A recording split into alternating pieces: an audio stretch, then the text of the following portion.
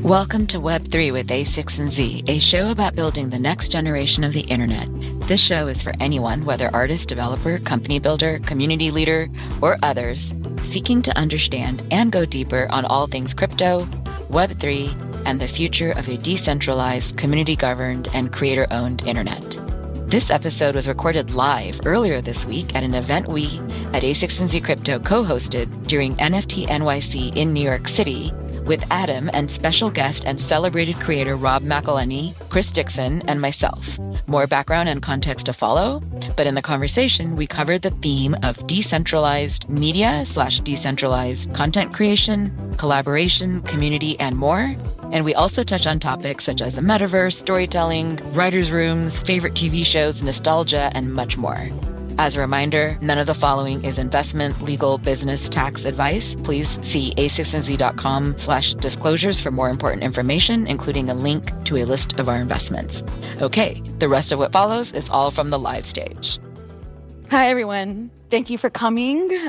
I'm Sonal Chokshi. I'm editor-in-chief at A6 and Z Crypto, longtime editor-in-chief at Andreessen Horowitz, and showrunner of the A6 and Z podcast, and now host of the new podcast, Web3 with A6 and Z. And this is actually the first live taping of that show, so that's kind of exciting. You're all part of that. And now, let me just quickly introduce our guests. On behalf of A6 and Z Crypto and Adim, I'm excited to welcome Chris Dixon, longtime technology investor, former startup founder, founding and managing general partner of A6 and Z Crypto, and Rob McElhenney, longtime writer, actor, and executive producer, known for the critically acclaimed comedy series It's Always Sunny in Philadelphia. It hit its 15th season recently in December and broke records as the longest-running live-action TV sitcom. That's insane. Yeah, it's pretty wild. And he's also the creator, among many other things, I'm just highlighting a few things, of Mythic Quest, which premiered a couple years ago on Apple TV and is set in the development studio of one of the most popular video games in the world. And I mention that because we'll touch on gaming in our talk. And finally, and probably most importantly for today, Rob is the co-founder and chairman of Adim, which is a community of storytellers and fans working together to create and own a new generation of characters and stories, where the IP can be collectively owned by the communities who develop them. And the reason I gave you all this context is because it's one of my pet peeves when you tell people to introduce themselves, because it's like, wait, let's get to the real stuff. So we're just going to jump right in and start with, before we go into the specifics of what you do, how you got here, let's start with the big picture, which is decentralized media. Like, what does that even mean, decentralized content creation?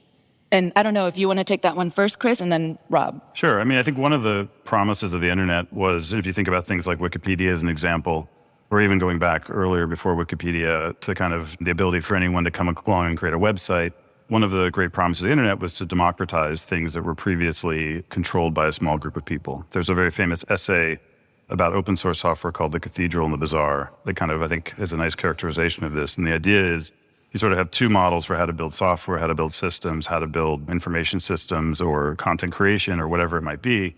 One model is you have kind of a priesthood, a kind of an elite group who kind of controls things. And the other model is you have just an open system where anyone can come along and through hard work and merit and creativity and whatever else it might be, come along and make their contribution. Yeah. I think of Wikipedia as like a canonical example of this. When Wikipedia first came out in 2001, there were a bunch of encyclopedias, digital encyclopedias, including, for example, Encarta, which was made by Microsoft. Or if you went to Encarta and you looked up, let's say, a giraffe, you'd see a beautiful photograph of a giraffe and maybe some text written by a giraffe scholar, and it was like really nice and well put together. Wikipedia came along and it was this open system, and it literally anyone can come, even without your real name, and contribute. And at first, Wikipedia was sort of chaos, but over time, it got much, much better, and people came together and they kind of self-organized. You know, people interested in chemistry went off and edited the chemistry stuff. And it turned out, as we know today, to be this incredible repository of human knowledge that's edited in this open, decentralized way, and really kind of replaced, you know, Encarta, I think, went out of business in 2009 or something. So this was always kind of the promise of the internet, going back to the early 90s or even the 80s, this idea that you could democratize first information in the first era, and then the next era you could democratize publishing, which we've seen with things like Twitter and Facebook, and obviously that's played out really interesting ways in social media. But Now we have the possibility to kind of go further and decentralize ownership and creativity and all other kinds of aspects of the human experience. And that's what Adam's focusing on. I would say I really like the idea of owning what I make, that's for sure. But just in terms of the idea of decentralized content creation, that's a phrase I've heard a number of times, and I've read it a few times, and I don't know what it means. Yeah, what does it mean? I don't know. How do you do that? Like, I've never... Well, I want you to answer that. Yeah.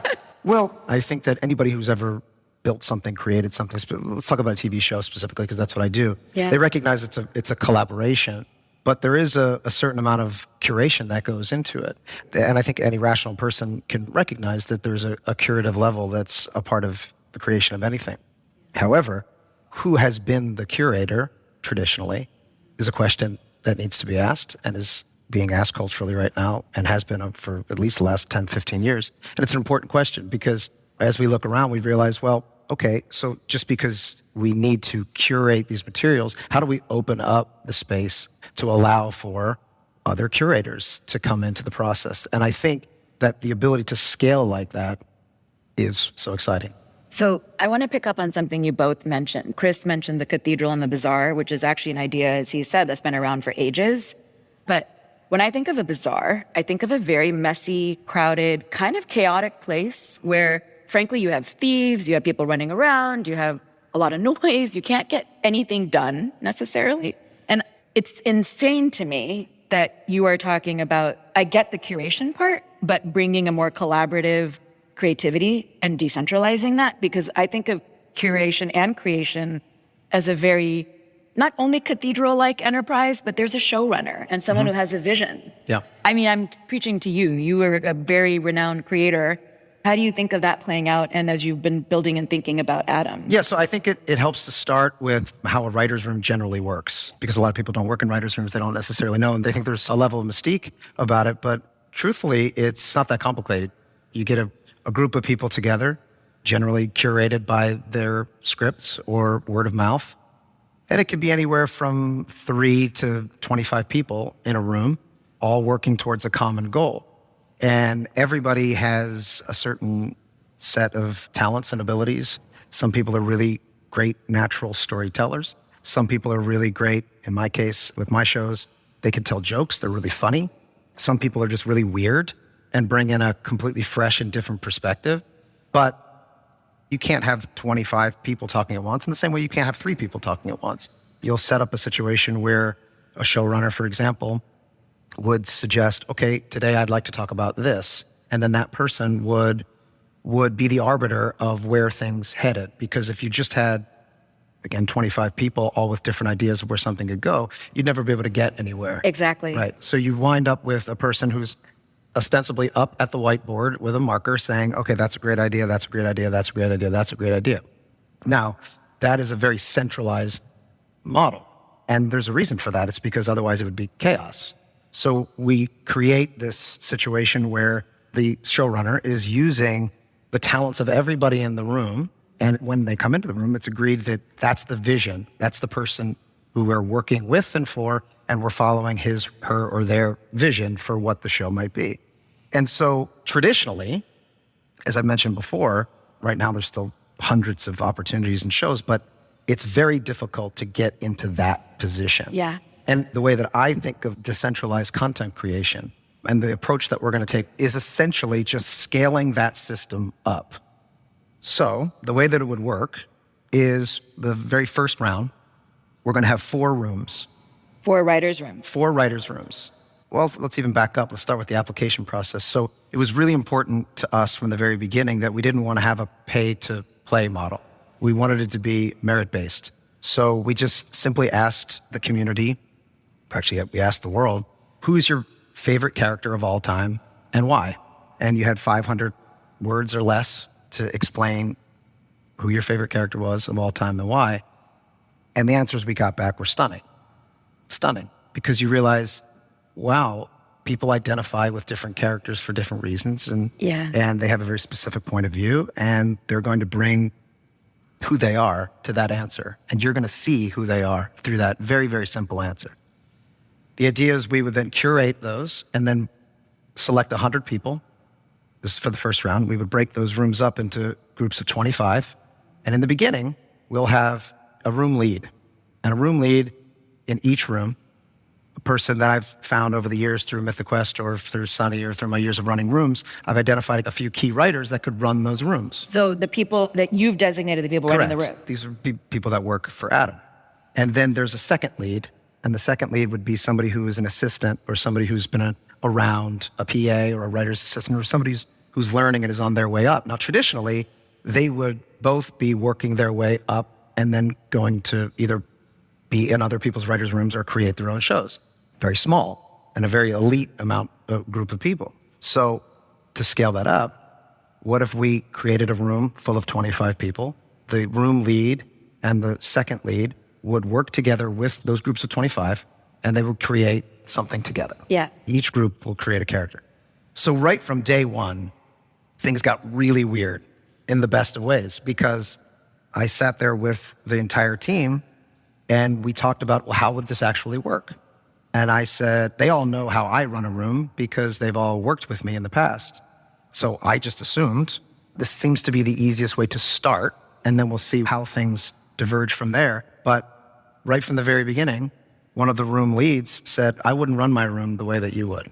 Interesting. So they pushed back on that to Of do it course. their own way. That's the whole point. Right. And we asked him, how would you run the room?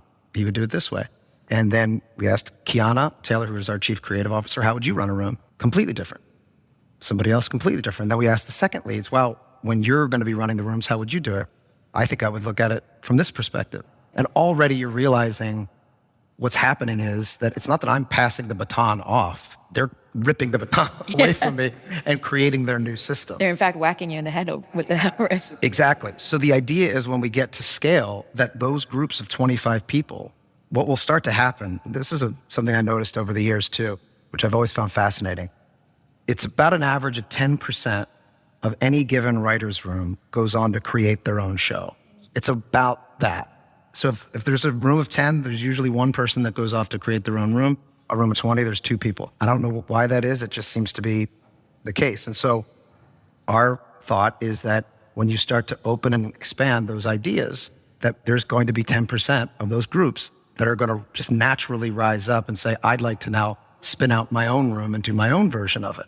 And that's where we start to get decentralized. I feel like we should coin a phrase right here on stage, like McElhenney's rule, the rule of 10%, like that in any given, because if you extend your idea even further, you could almost argue that in the entire population of potential creators, that 1 out of every 10 is someone who can actually go and create their own creative enterprise. However, I would say this, and I think this is a really important distinction. I think this is also what separates Adim from, say, just a traditional writer's room or traditional approach, is that simply because of scale, regardless of how much money Hollywood has, regardless of how big these budgets are, there are certain things that are valued, and you have to, for example, curate the writer's room because you only have a limited amount of budget. Some shows are really big, some shows are really small, but at the end of the day, you still have to make decisions. So generally what's valued in a writer's room is the ability to execute drafts or the ability to break stories. And those are the two most important things in a writer's room. Okay, but does that mean if you're really good at identifying the specifics of somebody who's experienced a tremendous amount of trauma, and you can bring that into a character and imbue that character with those very specific characteristics, why do you have any less or more value than anybody else that's in that room? Well, only if you're working with a very constrained budget or idea. If you start to expand from there and say, well, maybe the criteria through which we're looking for writers, or it's really creators, starts to expand. And I think we're already seeing that with the applications. It's really That's fascinating. So I have to say, though, and I hear that what you're saying is that's phase one, but a question here, what about that is uniquely Web3? Because quite frankly, a lot of that could be done in Web 2. Like you could use crowdfunding, there's fan fiction, there's Chris, you were formerly an investor in Kickstarter, and one of my all-time favorite shows, Veronica Mars, was like crowdfunded to be made. Now, granted, that was by the original showrunner, another Rob, but I'm still not quite hearing what's unique here about Web 3, so I'd love you guys to share more of that, because I'm sure our audience wants to know too. Well, I think in the beginning, it is more just as sort of a way to kind of keep things less chaotic and sort of controlled and kind of ease into the full vision. In the beginning, it is something that probably could and is run on a kind of conventional website model. The thought is that over time, you want to use blockchains for a couple of reasons. One is blockchains have this feature that I like to call can't be evil instead of don't be evil. So Google famously had this saying, this was sort of their motto early on, which meant like, don't have too many ads on the page, don't take too much money from the ecosystem. But then over time, the founders retired and management took over, and all of these kinds of promises they'd made have not been kept. And that's just kind of the story. We've been now had 30 years of commercial internet, and that's basically been the case for almost everything that's existed, is that over time, the kind of charter of the corporation and the management team and things end up overwhelming the initial promises of the website. One of the nice things with blockchains is you can commit architecturally in the blockchain itself, in the software itself, to a certain system, and including the economics of the system, the rules of the system, the rules if you're, for example, a third-party creator and you want to invest in this system and you want to, build a livelihood on it, you know what the rules are going to be. You know what they're going to be forever. If you're a software developer and you want to build around this ecosystem, you want to build a new interface or a new game or some other new kind of experience, you know what the rules are, right?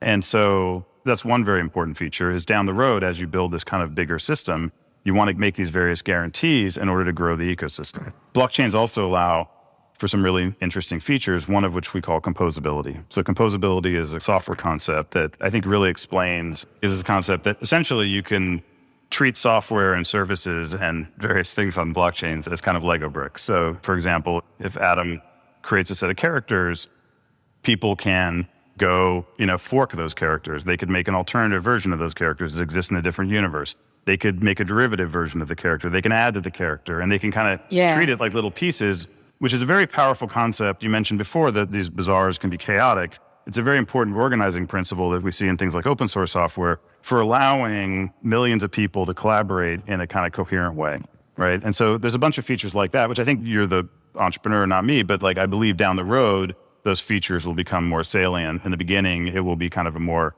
controlled Web 2 kind of experience to kind of figure out the group dynamics and all the other things that... Yeah, I think for me to accurately answer that question, I would have to start with why I became interested in Web3 in the first place. And it wasn't until I started listening to a lot of podcasts, but specifically Chris talking about his approach to why he felt it was important. And it's because it's taking the speculation out of it that I understood. And it's approaching Web3 as a means by which people are going to build the next version of the internet. For some reason, whatever Chris was saying unlocks something in my brain in the way that I look at things, the way that I look at the future, and the way I think we're headed based on leaders of the field and metaverse technologies and things like that. But in the short term, I love the idea of, again, using Web3 in our business to open up opportunity and access and to build a community. That I understand. And very specifically, in fact, it was Tim Roughgarden on this, head of research on this very podcast, who said it very succinctly that to think about a blockchain as a supercomputer in the sky that has no owner, yet can enforce property rights in a way for digital assets that has never been able to be done before. But the idea that it can track IP and the transfer of IP and the enforcement of usage is really fascinating when you think about it to scale, because you have massive departments in, we'll call it Web 2, but in the studios right now, whose sole job is to just track the usage of their IP. Most of the time, it's to stop people from using it. Well, what if you looked at it differently and try to figure out ways in which we could use that technology to track bits of IP, essentially NFTs, moving forward in the future, but moving towards a completely different way of interacting with stories. I mean, we can still work this company, probably 90% this company could work using an old traditional Web 2 model.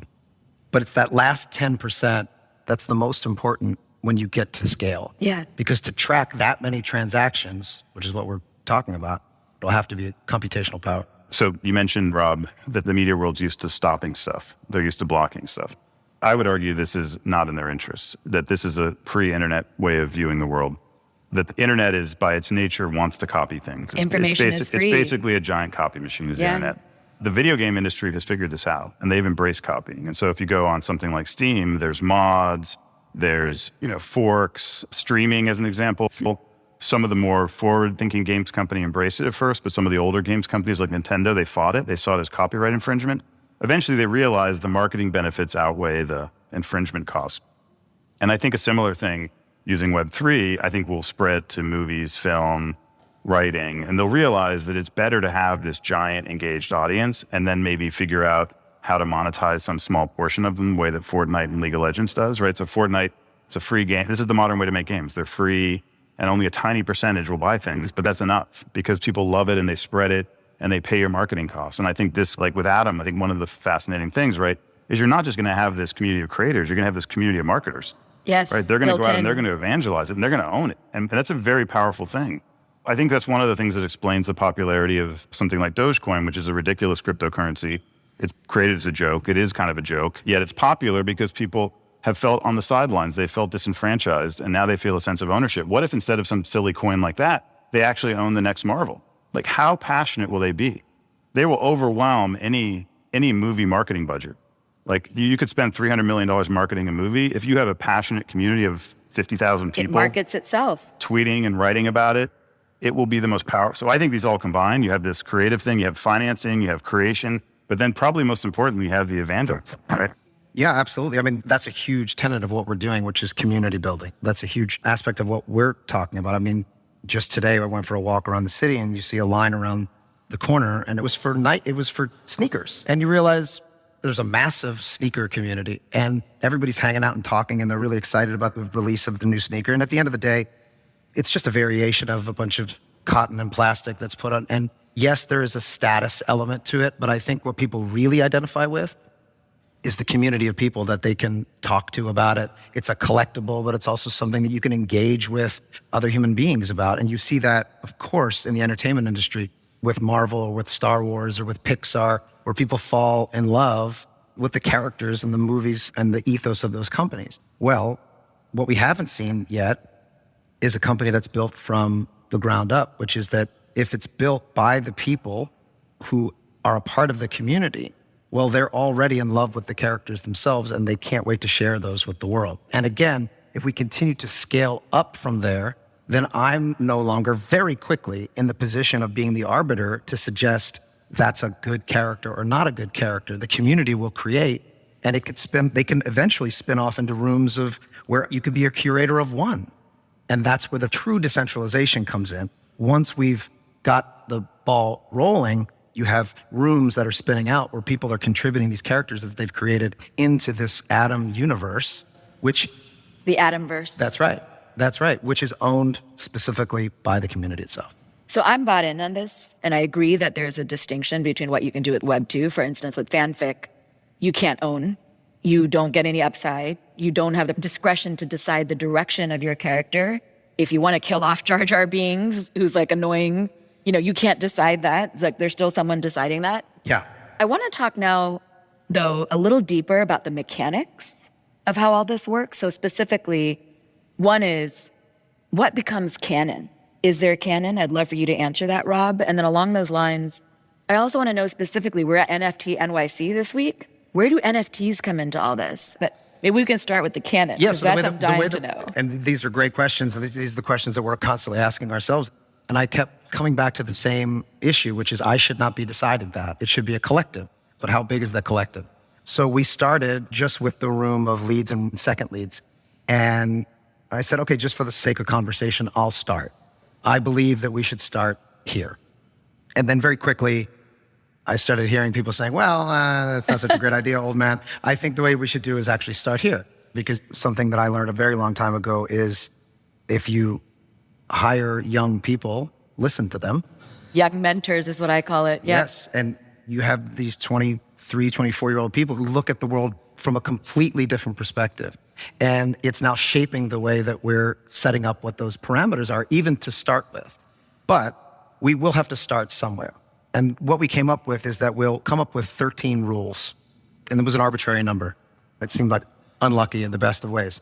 13 rules of the universe that are immutable, at least to start, and then we'll build from there. And by the way, when you say immutable, do you mean encoded into the smart contract or just kind of guidelines for just the room? into the lore. And one of those, for example, would be, if you think about it like the Marvel universe, the only real rule that you see is that they're all existing in the same place and time insofar as they can interact with one another. Yes. But it's essentially our world plus superheroes and time travel and all sorts of different things. So we're figuring out what those immutable rules would be to begin. But then hopefully what happens is, just like any amendable document, let's just say, that made sense at one point to govern large groups of people, in 25 years' time, if that no longer, or if there are aspects of that document that are no longer valid or valuable, they'll vote to change it.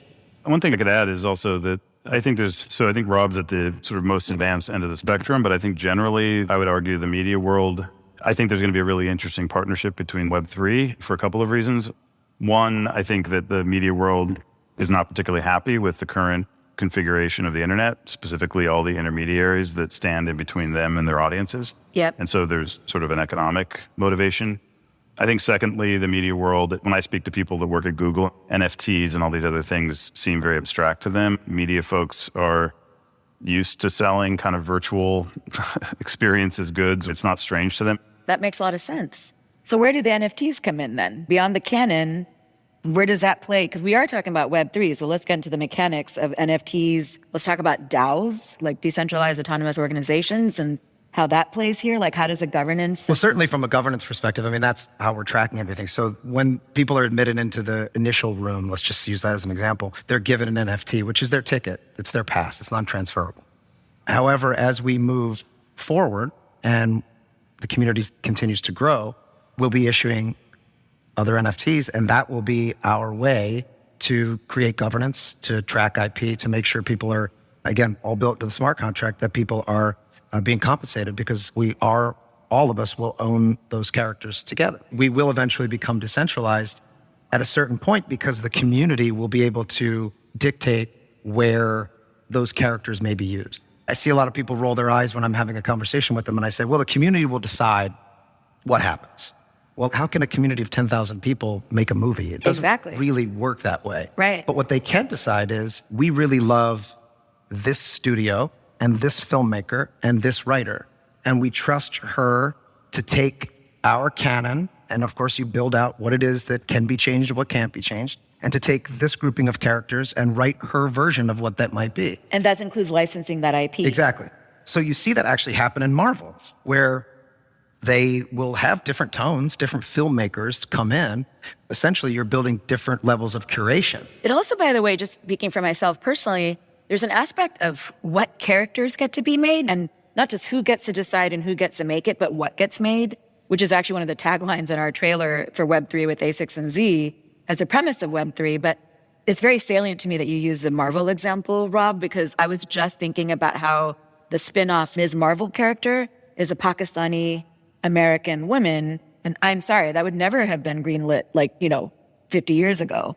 But you can only imagine what's possible if more things and more communities and more stories are being made by people who don't traditionally have a spot to decide that. So we don't even know what stories are possible, actually. 100%. And even the criteria by which someone is judged as a creator, as a filmmaker, as a writer, is changing. Yes, because exactly. you can get very granular and you can still have value. That is really exciting to me. That truly opens up access and opportunity, because you're not saying, sure, okay, send me your script. I've just opened up that opportunity. But what if you say, I'm not a writer? And then people say, well, then you shouldn't be in the writing business. Why? Just because you can't execute a fully realized script doesn't mean that you don't have a point of view. Doesn't mean you don't have a story. Doesn't mean that you don't have something to say. And that makes you valuable. And that's what makes you a part of this community. That's why people fall in love with the characters that they're working on. And there will be an emotional investment. For example, when we say, okay, this is a character we created in the original round, and it's this beautiful monster, and she's horrifically misunderstood, but she's considered a villain, but it turns out she's a hero, and we follow her arc, and we have all this backstory written and this canon written, and then maybe it's even been licensed and made into a movie, and everybody falls in love, and then somebody suggests, should we kill her. And then the community has to come in and there'll be massive amounts of debate. And I think that level of emotional attachment, now you don't just get to experience it in the second person. You're now a part of those It's not just passive, processes. it's interactive. Yes. I also have to say, excuse my language, but fuck only the emotional attachment, because I want the financial stake too, right? Yeah, that's pretty good. That's why we're all here, isn't it? No, but I mean, like, literally in those characters, I mean, I'm not just saying this because I feel it. Like, I feel like I own Gilmore Girls because I can quote every line. But if I'm contributing to that canon and I am creating things, I want financial stakes. Well, that's why the NFT is important, because the NFT, so an NFT, very simply, people think they're like JPEGs and art and things. NFT is a unit of digital ownership. It's the first time we've had this concept of like true digital ownership on the internet.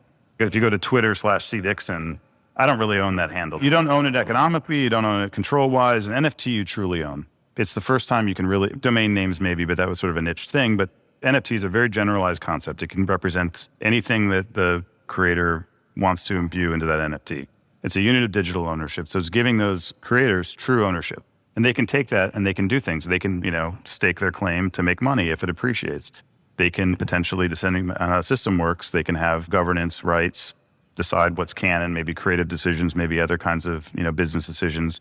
They can take their NFT and take their ball and go home. They can go somewhere else. They can fork off. They can leave. The ability to have exit is a very important thing to kind of give power back to individuals, right? They can leave the system in the same way you can quit a job. If you couldn't quit a job, the employer would have all the power. An NFT lets you quit a system. It lets you quit an application. It lets other applications pop up that accept that NFT, that compete with the original application. Adim will be one of many that have to compete and earn the users, earn their loyalty, instead of demanding it the way that Twitter does. I'm stuck on Twitter. I'm stuck on the YouTube. Priesthood. So it's about shifting power to the individual by giving them true digital ownership. So some of the properties are, I've heard, ownership, non-fungibility, the unique, you can kind of partially, fractionally do things as well. What about, you alluded to this, the data portability. What about interoperability and going across mediums? No, exactly. I mean, stories don't live in one medium, as you well know. Yeah. You have a show that's also like about gaming. Living in a gaming world, like Ubisoft. Yeah, look, if I'm being dead honest, I've been working in TV now for almost 20 years, and I've made a few TV shows I'm really proud of, and I'm less interested in working in traditional storytelling. Just because I've had the privilege and pleasure of doing it for so long, I want to see what's next. So the idea of just going to make a movie or making another TV show is not that interesting to me. So I'm really looking to see how are people going to be interacting with story moving forward. And nobody can say for sure. But I could tell you, once again, if you look at what young people are doing, and I mean even younger than the 25-year-olds, I mean my children. How old are they? 11 and 10.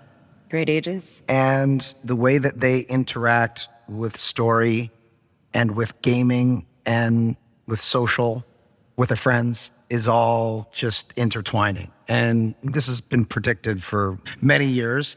However, it's just starting to happen that the metaverse itself is starting to unfold.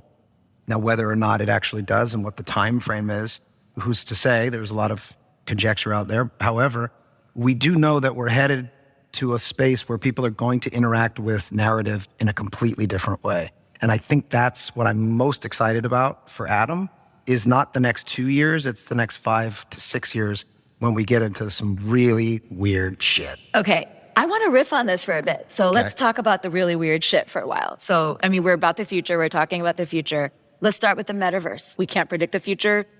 It's always in the hands of creators to sort of figure it out as we go along, and users too. But what are some of the things that excite you and that you think are possible here? Well, I just finished this book. It hasn't come out yet, but it's by Matthew Ball. And he wrote a book about the metaverse, very creatively titled The Metaverse. He's not taking a position either way. He's just going to the people leading the field in the technology and asking questions. He also goes on to say that there's not really a complete definition of what it is, but he supposes, and I think this is fair, that a version of the metaverse would be a massively scaled up series of networks that render real-time 3D worlds that can be experienced synchronously and persistently by an infinite amount of users. That's incredible, because really what you're talking about is Ready Player One. And I know that like stories like Snow Crash. Yeah. Well, yeah, I mean, metaverse is one of these kind of overloaded terms. People mean different things. The original Snow Crash was very VR. Ready Player One's very VR. I think Matthew Ball might define it more as, I believe, sort of getting more, the internet becomes more immersive, more important part of our lives, potentially 3D. Well, he specifically says that it doesn't need to be AR or VR related, but I don't quite follow that. And if he was here, I'd ask him. Call bullshit, Matt. I don't understand how it can be a more immersive experience.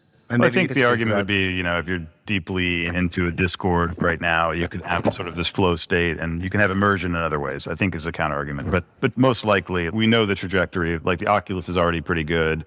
Apple's got their VR headset. Like we know how this movie's going to go. The hardware is going to get tiny and light and deeply immersive and probably extremely popular. And the games will get better and the experiences will get better.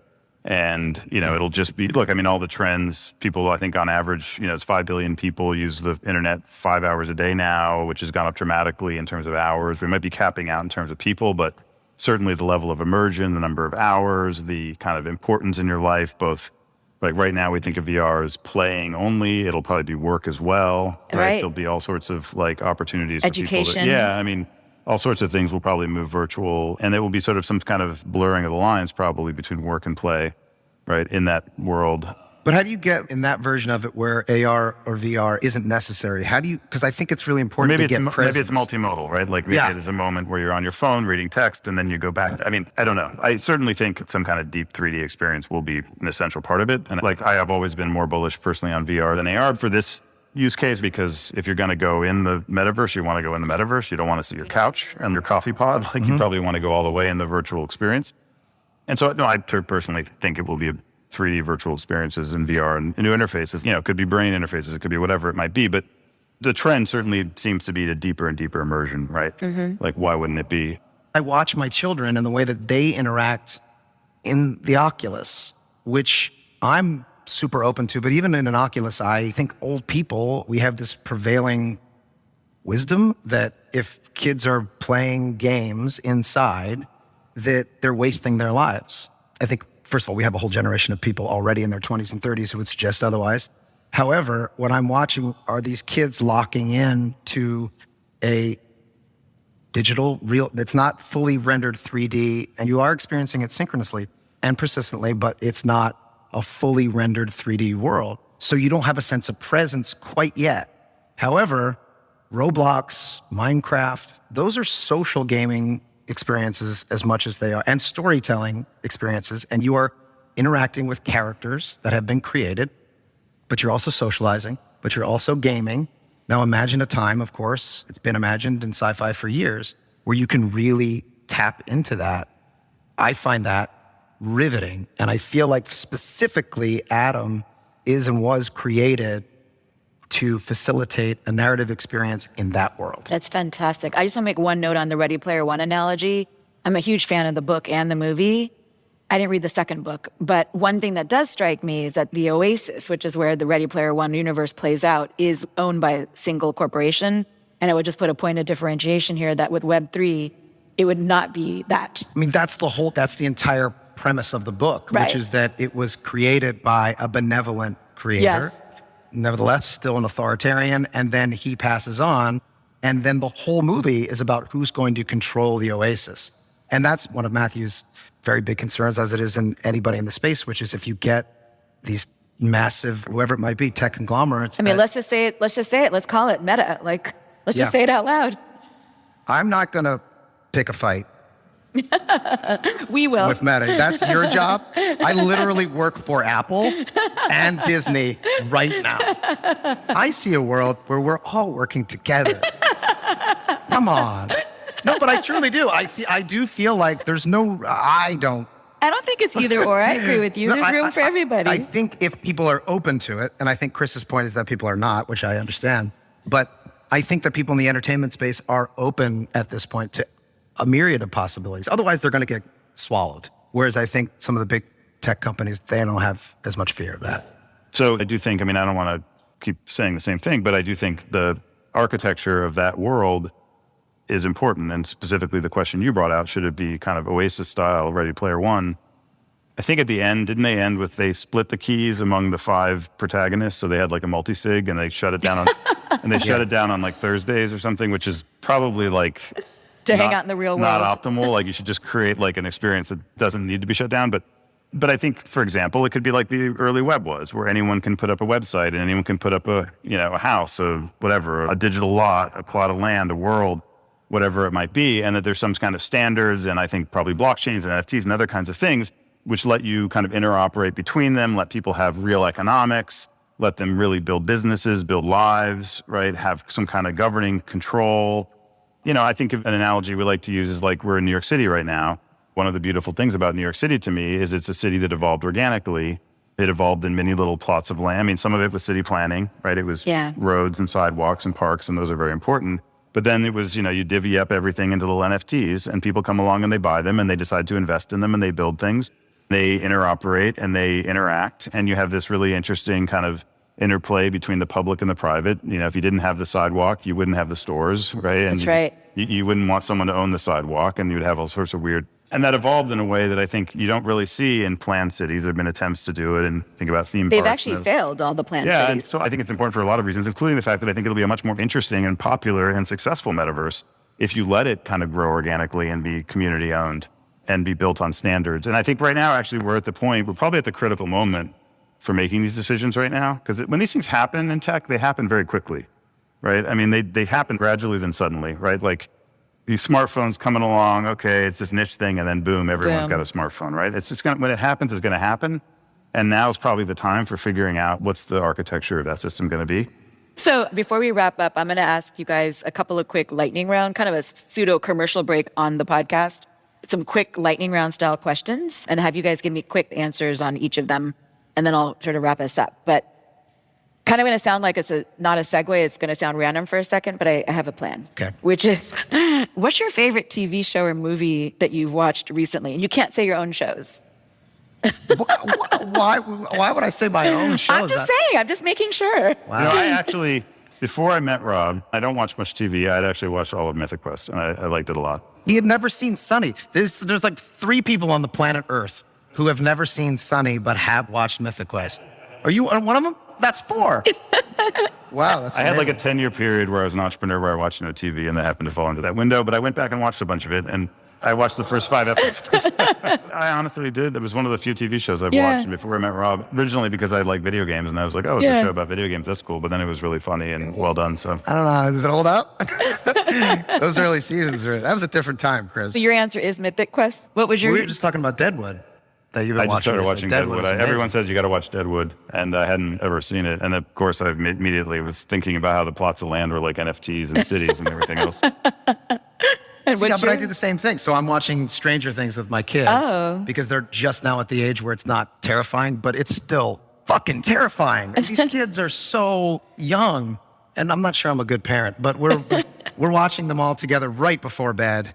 But the reason that show works so well is that it's tapping into the nostalgia, the things that we loved when we were kids, and now we can pass those on because they transcend generations. And you're watching a show about a community of kids who were like the outcasts that got together, but they're also using the way that we interacted with story at the time to pull us in. So now there's this massive community of people who love Stranger Things. Oh my God, I'm so glad you mentioned nostalgia, because that's one of the lightning rounds on my list, because I'm obsessed with that topic. And I finished Chuck Klosterman's The 90s. Everyone in my team is obsessed and tired of hearing me talk about this book because I love it so much.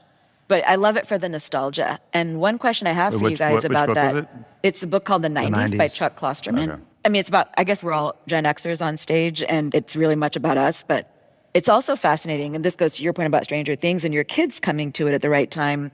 I'm obsessed with this idea that people come back to things that they never experienced.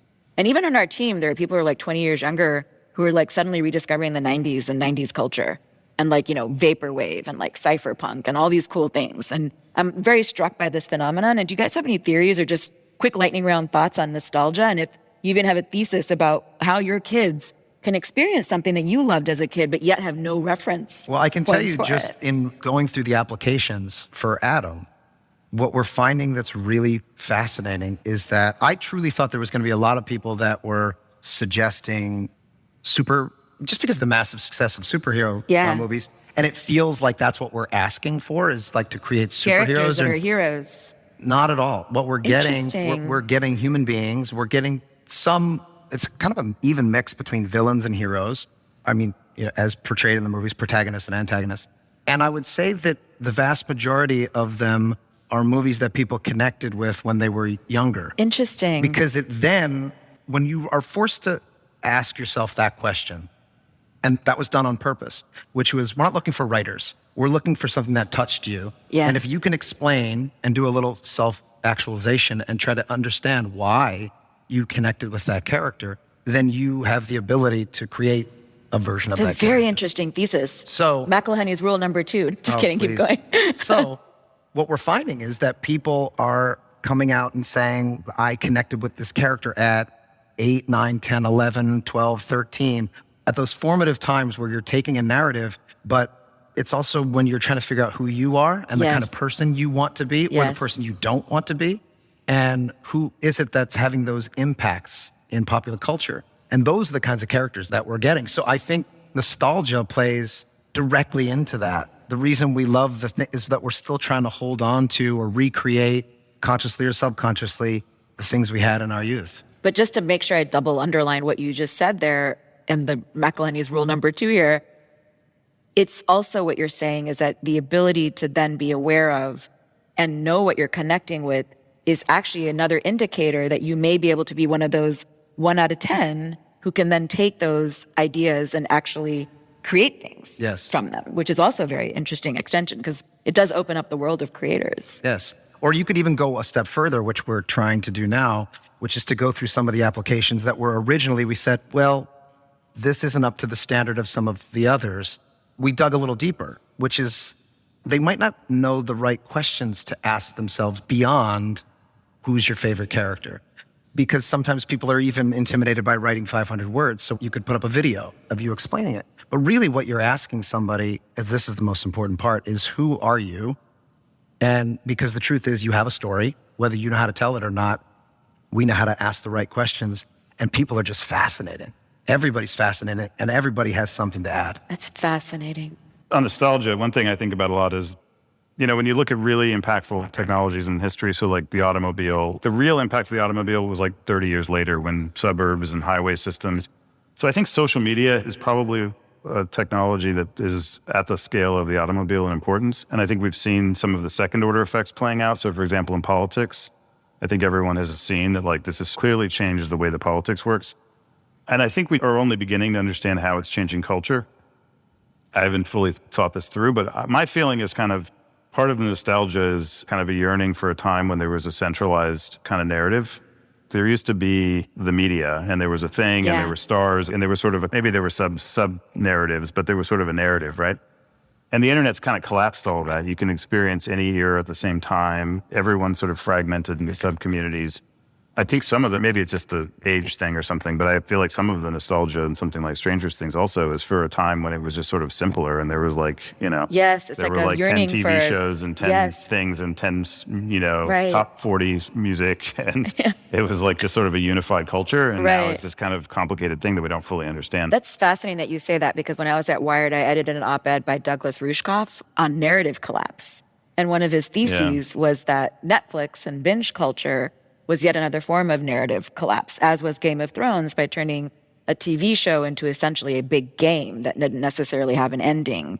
Hence, like the whole mess at the end when they had to accelerate the storyline and all that stuff. So I'm going to skip the last one and actually bring it back to Adim and Rob. You didn't actually finish your story when you were telling us your story of how you got to Web3. You started with Dixon and the podcast that you liked.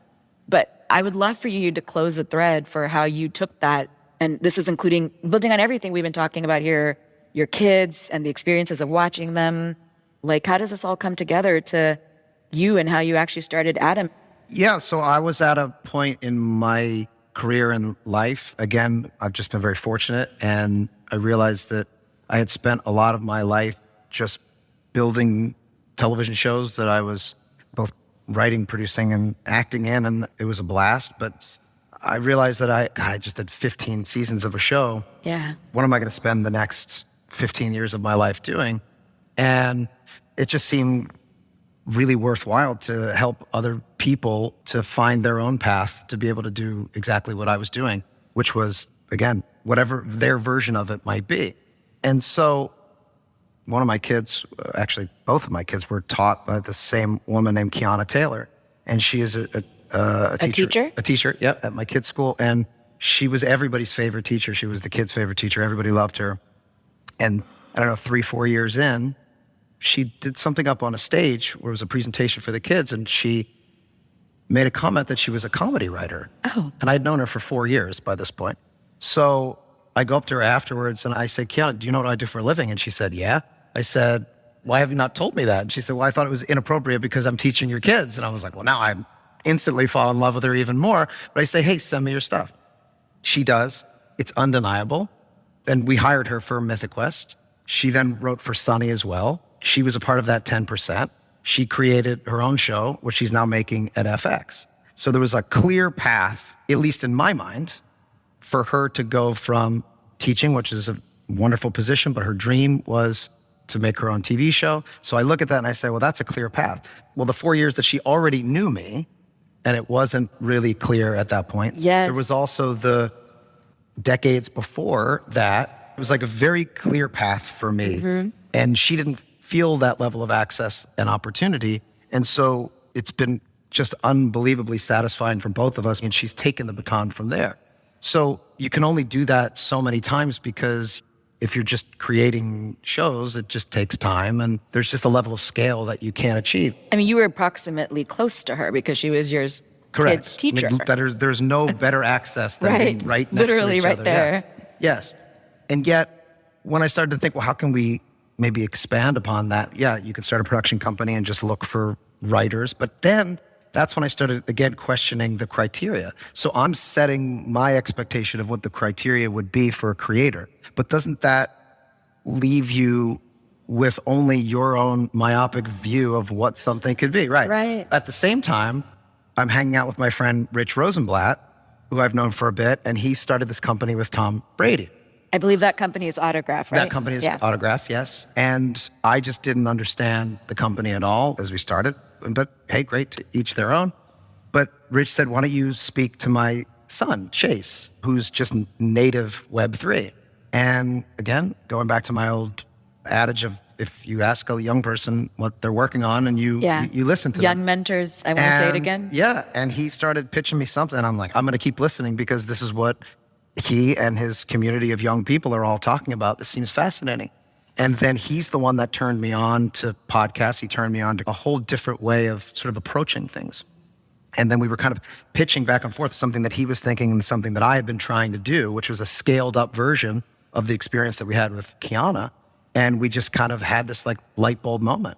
I think he called Chris that day, and Chris texted and said, I'll be in LA tonight.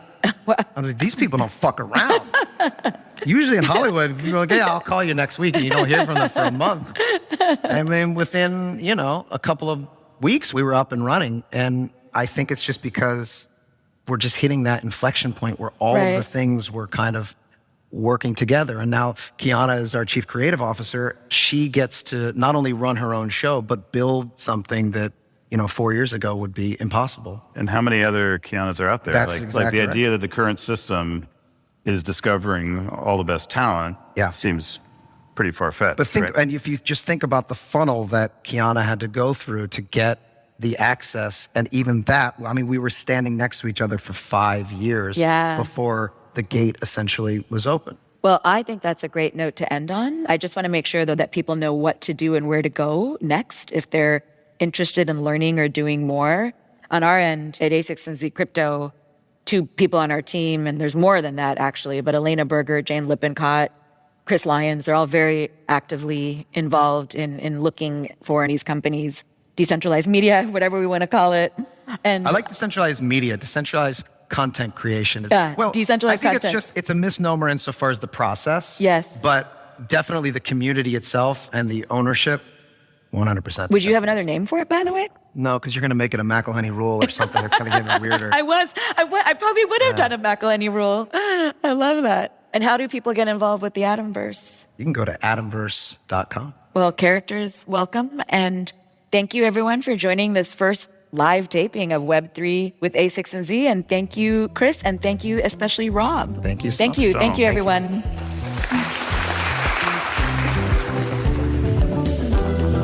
Thank you for listening to Web3 with A6 and Z. You can find show notes with links to resources, books, or papers discussed, transcripts, and more at a6ndzcrypto.com. This episode was produced and edited by Sonal Chokshi, that's me. The episode was technically edited by our audio editor, Justin Golden. Credit also to Moonshot Design for the art.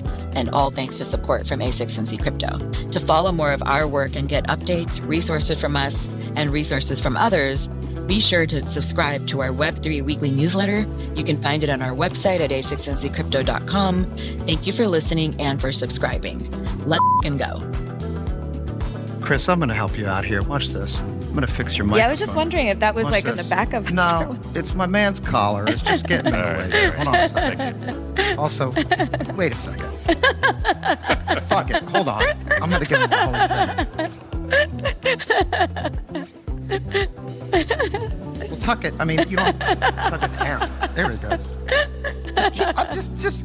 It's a tech thing, It's composing his appearance on stage. Sorry. That is Sorry, composability you in were action. blabbering on about something? Thank you. You look great.